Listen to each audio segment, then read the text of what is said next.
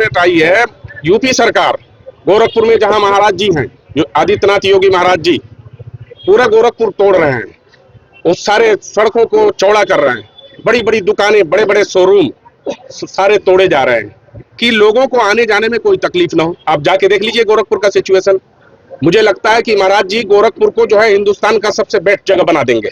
नहीं, beautiful place, यहाँ भी होगा। ये हमारा दिल्ली कैपिटल ऑफ इंडिया है, लेकिन इससे जो है भ्रष्ट जगह पूरे हिंदुस्तान में नहीं है।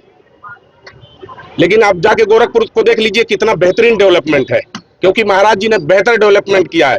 और वहां पे जो कुछ भी शिकायत आप मंदिर में लेके जाइए, फौरन एक्शन लिया जाता है। फौरन जाइए, वहां पर जो है जनता अदालत लगती है, महाराज जी को फौरन बोलिए, आपको एक्शन लेंगे और तुरंत रिएक्ट हो जाएगा मामला आपका, पूरा तुरंत जो है एक्शन में लिया जाएगा। और बढ़िया जो हर एक रोड जहां जहां क्राउड है, रेती, घंटाघर, नखास, गोलघर, सारे तोड़ के इधर जो है हुमायूंपुर, हनुमानपुर, सारा तोड़ तोड़ के सारे रोड को चौड़ा कर रहे हैं। बेहतरीन ब्यूटीफुल के बाद भी सुनवाई नहीं हो रही।